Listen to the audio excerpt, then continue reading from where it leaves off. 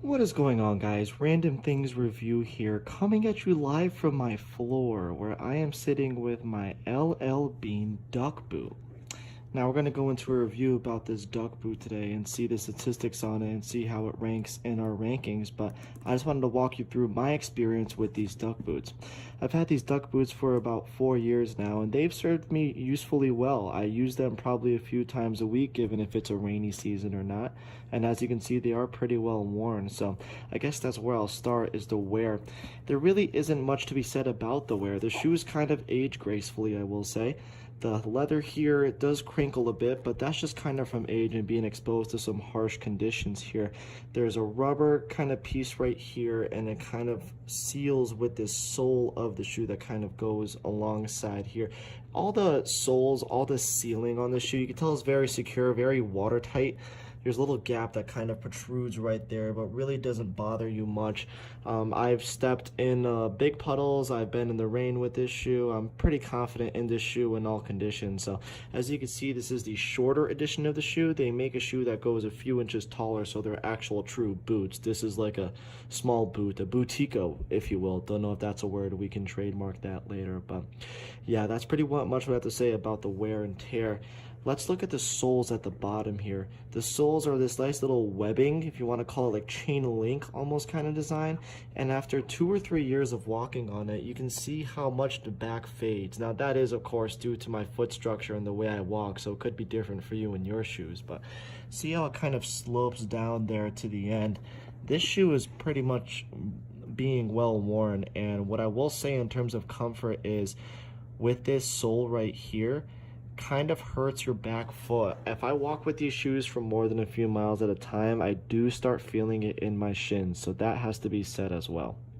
As we head to the back here, you'll see this little lip right here, excuse me for that fumble. This little hole right here you would pull to put on the shoe or take off the shoe. Now, while this is useful, the hole on the other shoe actually just ripped off right with the packaging and everything. So while this is useful to take on and off your shoe, and taking on and off your shoes are kind of a hassle with this boot, kind of the sacrifice for having a waterproof boot is having it be pretty hard to take your shoes on and off. But yeah, this actually does have a tendency to rip off, so just want to let you know that. And when that rips off, it kind of makes it pretty difficult to put on and take off your shoes. Because of that, how hard it is to take on and put off your shoes, I usually wear my laces a little looser, so that can kind of affect how things are worn with this shoe. One more issue is if you tie your shoelaces pretty tightly. Let me see if you can find it here. I don't know if they're extremely present, but if you tie, here it is, yeah. If you tie your shoelace tightly multiple times, water can get trapped in these holes here and actually start growing some mildewy mold stuff here like it's going on, and can actually just damage the appearance of the shoelace. I don't know if it actually does any damage to the shoelace, but it just makes it look kind of awkward for when you do kind of widen out your shoelace. The sole is relatively worn, I will say, as you can tell. It's a pretty spongy material, pretty soft, not too much to be exhibited there, but this sole is pretty well worn, and sometimes if I walk long distances, the sole will actually shift under my foot and kind of affect the way I'm walking, so that has to be considered as well. But all in all, these are my first initial thoughts with the shoe after owning it for a few years. I'm trying to think if I have any other points that I really wanted to share with you guys. Can't say I do. I guess I will say one more point. These are pretty scuffable shoes, I will say. Kind of knocked this into a corner of a wall a few years ago, and I haven't been able to get this out since. This isn't just dirt or mud that's staying on this shoe. So mud and stuff is easily rinsable, but these shoes can scuff as well. In terms of the weight of the shoes, they are relatively weighty. Most of the weight comes from the sole right here, this heavy rubber sole, I will say. So it's not like you're putting on full work boots, I will say, if you want to compare it to that. They're not as heavy as snowshoes, but they do have some weight to them, so that should be said. So those are my first initial thoughts about the LL Bean duck boot. Now we're going to take it into the lab and see what testing can produce. See you there.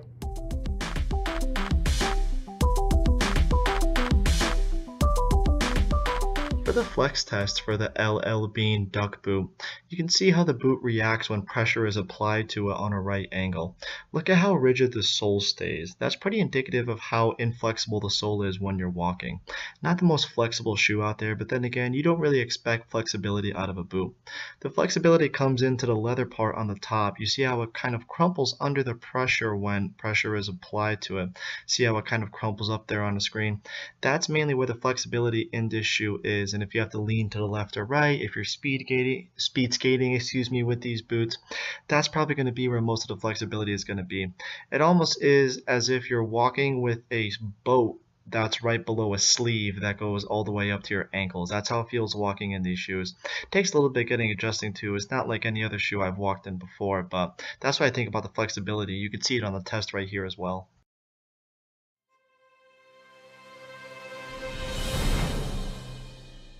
For the drop test of the LL Bean boot, watch how it absorbs all of the pressure of the drop right on the sole of the shoe. That's really what we look for in these shoe reviews, is just how well does the shoe absorb an impact. Look at how the shoe points downwards as soon as it's dropped because of its heavier sole and absorb the impact like that. In terms of ricochet potential, there is a high ricochet potential. As you can see, it's going to bounce 2 or 3 times before it settles to a stop, so I wouldn't recommend dropping the shoe off a high distance because there's a good chance it might roll away. But I am pretty impressed with the way this shoe is able to handle the drop test. Maybe because of the flexibility mentioned earlier, the force from the drop travels through the shoe and out through the top of the flexible part, meaning physics is on LL Bean's side when they made this shoe.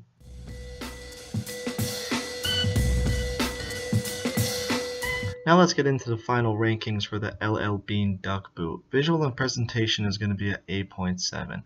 That's because it has a nice vintage yet elegant yet workaholic look, if you will. Combines a lot of different tastes and visuals well.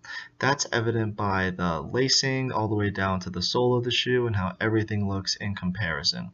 That's why it's at 8.7 for visual and presentation. It's unique. You know you're looking at an LL Bean boot from a distance before you even see it. Versatility is going to be a 7.5. That's because this shoe is useful for part of the year, but not all of it. In the way that if it's cold outside, you're wearing long pants, it's great, but when it's hot outside, it's very hard to pull this boot off with shorts. It's just not really meant to be worn with shorts. That's why it's a 7.5 for versatility. Still extremely serviceable when it's cold. You can use it when it's raining or not raining, provides good installation, but not really usable when it's hot outside. Comfort is a 9.1. I really talked a little bit about how it impacts my shins a little bit if I walk long distances, but in general I can slip into the shoes fine. The soles are very nice. The artificial heels that are in the shoe that LL Bean put in there are very good at absorbing impact, so I really like how those feel on my feet. Waterproofing ability is a 9.9. It would be a perfect 10 if I could give it on this scale.